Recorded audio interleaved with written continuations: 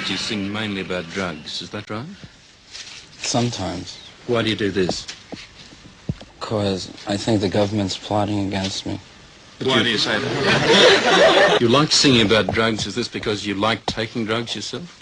No, it's because I can't carry when I go through customs. I figure somebody in the audience.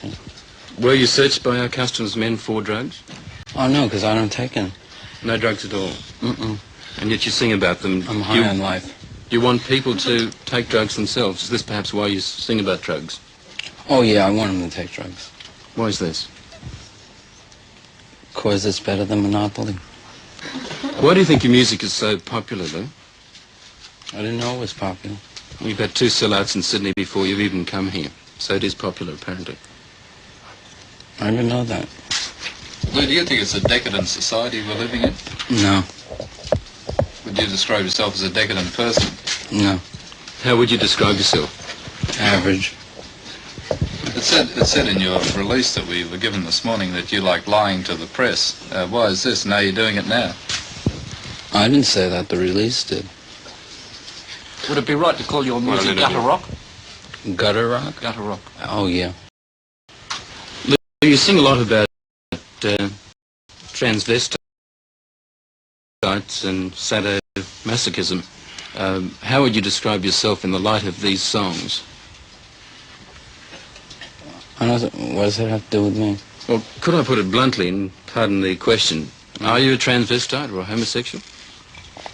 Sometimes. Which one? I don't know. What's the difference? What do you like most in life? Everything. Is there any things you like better than others? No. Where do you spend your money? On drugs. Drugs. For other people. Right.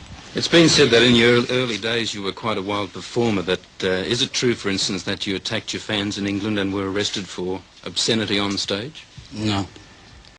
This is, again, false publicity. Well, who writes these things about you, if they're not true?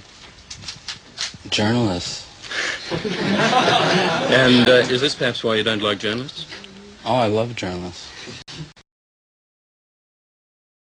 Andy, do you feel that the public has insulted your art? No. Why not?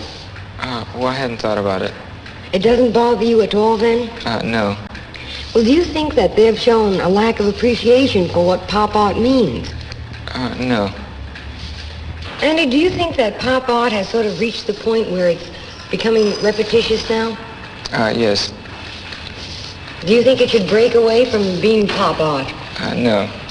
Are you just going to carry on? Yes.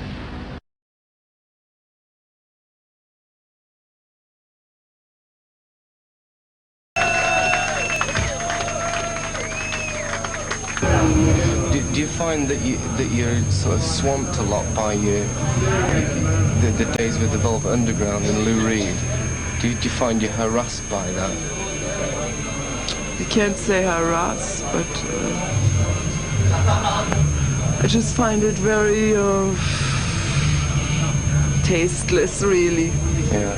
People must go on about it an awful lot because, you know...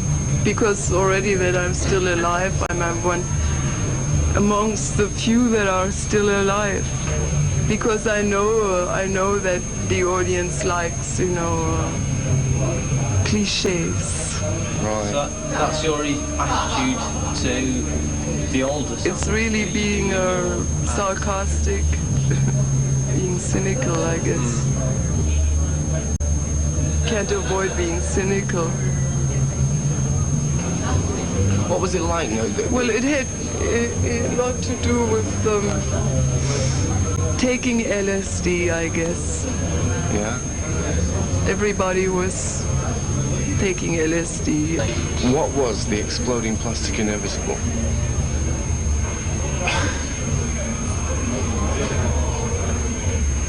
I think it was mainly Dr. Owsley's Purple Haze. That was what was really happening. Explosions and multiple explosions and people's brains. So what you're saying is everyone was really bombed out and that was about the state of things, yeah? Yes. Is there any truth in the story that the Velvet Underground wore sunglasses because the lights were so bright? No, that had to do with the image of taking heroin. Was everyone into heroin at that stage? No, not anymore. It's a long time now since... Like the Jesus strip. Everybody, not everybody, but many thought they were Jesus. They really thought that? Yeah. It's a long time now, isn't it? Since all that was happening. How long is it? Almost 2,000 years. Right. No, I don't mean that exactly. I mean it's a long time since the Banana album was out, for instance. What I thought I was doing 8 years ago, like when I played in the cathedral in France. In Reims, there were 6,000 people on the 13th of December 1974. I thought that was a much bigger plastic exploding inevitable thing than... How big a part was than 16 years ago. How big a part in the Velvet Underground was Andy Warhol, in fact? He was in the shadow. In the shadow? Standing in the shadow. Right. He was always behind the camera. Never in front. Sometimes in front. No, not actually. When the filming went on, he was never in front of the camera. Only in pictures. Still pictures. Right. But he was the one that had the guts to save the Velvet Underground from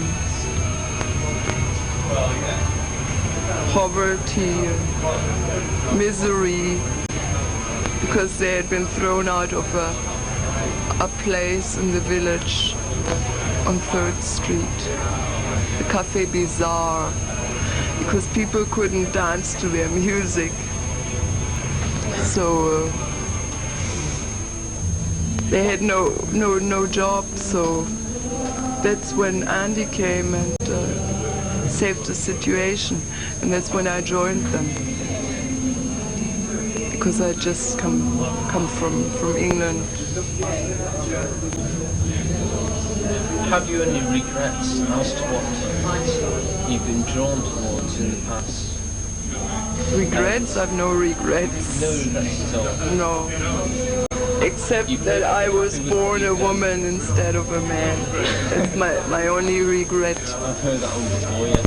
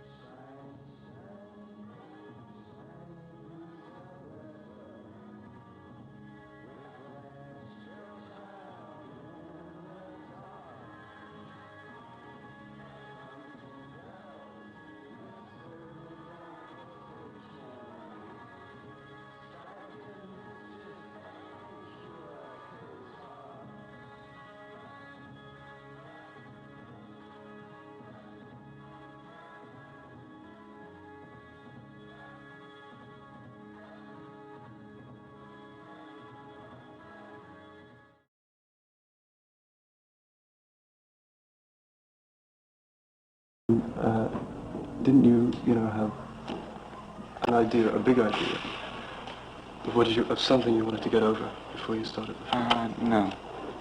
What about the first section with the sort of pseudo-priest who came in at the end and so on? That was very funny, very entertaining. Oh, well, the whole movie's a comedy. Did you work from the script? No. When you decided to turn from pure artwork to film, what made you make this decision?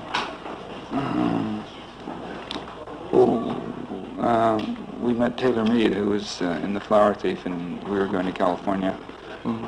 And I bought a camera, and that's how it started. Mm-hmm. What part do you take yourself in the making of the films? I don't know. Just do it. We all do it. Would you call yourself a director? No, because just the people who I pick usually direct the movie themselves. Mm-hmm. What do you watch? Yes, I get my thrills that way. Are they very expensive to make, these films? So far not, but we just found out that we use tape, magnetic stripe tape, and we found out that we can have sound now with movies that you can hear, and it's like magic.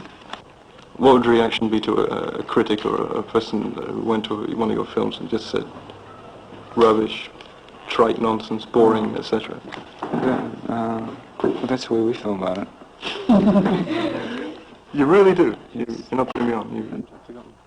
Are you interested in making a sort of more conventional type of movies? Oh, yes. That's all we're going to do right now, is make conventional movies. Are you going to continue with your artwork at the same time in the factory? We're just going to do conventional movies. With plots and... Yes, lots of plots. What kind of plots? Beach parties. Bow tie movies. What time? Bow tie movies. What's a bow tie? What's bow tie movie? What's Bow ties. Will you wear a bow tie Yeah. in the movie? This is a conventional movie. That's what all the kids are doing nowadays.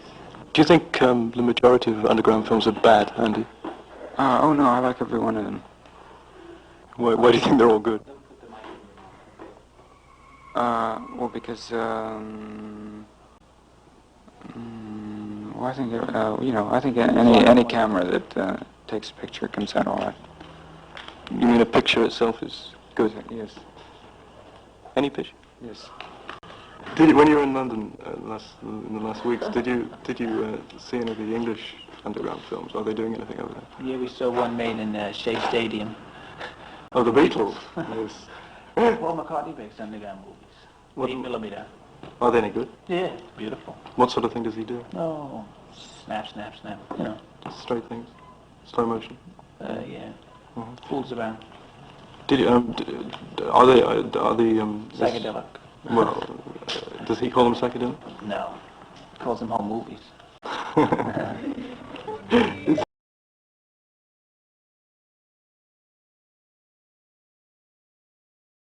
Yes.